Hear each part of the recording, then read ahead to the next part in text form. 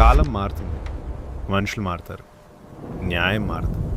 కానీ న్యాయాన్ని చేరుకునే దారి మాత్రం ప్రతి యుగంలో మారుతూనే ఉంటుంది. అదే సాక్ష్యం. కుటుంబానికి బాధ్యతగా ఉండే వ్యక్తి తండ్రి మాటకు విలువిచ్చే మనస్తత్వం, భావోద్వేగాలు బయట చూపించడు. తన భావోద్వేగంగా స్పందించే వ్యక్తి తక్కువ మాట్లాడేవాడు, లోపల కోపం దాచుకుంటాడు. అన్యాయం జరిగితే వెంటనే స్పందించే కాలం మారింది, ఇల్లు మారాయి, పద్ధతులు మారాయి, కానీ ఒకటి మాత్రం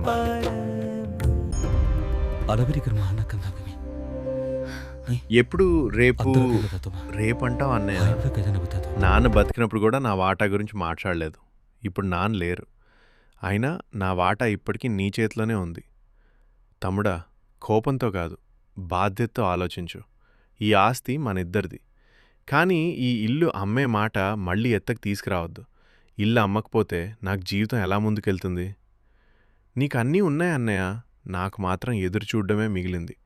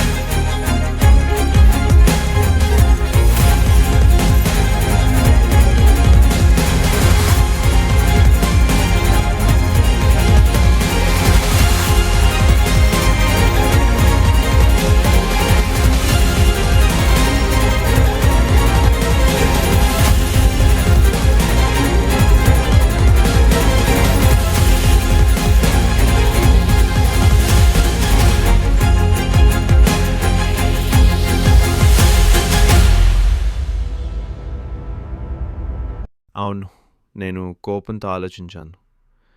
ఆస్తి విషయంలో అన్నయ్య మాటలు నా మనసు కాల్చేశాయి. ఆ కోపంలోనే కత్తి తీసుకుని అన్నయ్య ఇంటికెళ్ళాను. కానీ నేను అక్కడ చేరేసేసరికి అన్నయ్య అప్పటికే చనిపోయాడు. నేను చంపలేదు సార్. చంపాలనుకున్న పాపం నాదే, కానీ చంపిన నేరం నాది కాదు.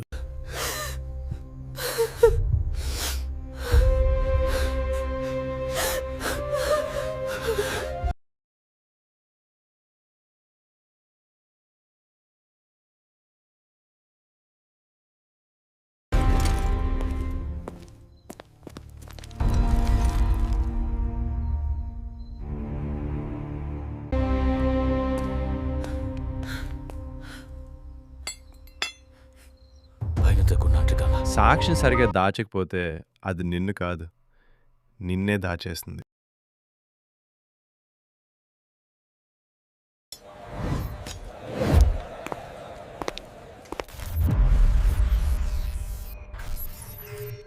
అవును, అన్నయ్యని చంపింది నేనే.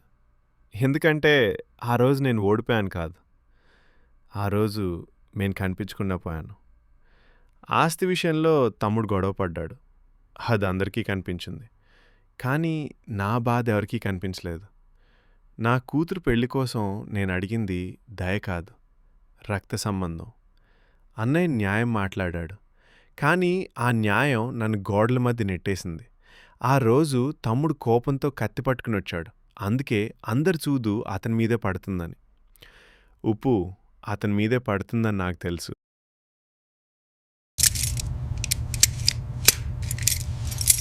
పాతకాలంలో సాక్ష్యం తక్కువ, కానీ నిజం స్పష్టంగా ఉండేది. ఇప్పుడు సాక్ష్యం ఎక్కువ, కానీ నిజం సందేహంగా మారింది. కాలం మారింది, ఇళ్ళు మారాయి, పద్ధతులు మారాయి, కానీ నేరం చేసిన మనసు మాత్రం మారలేదు. అందుకే సాక్ష్యం రూపం మార్చుకుంది.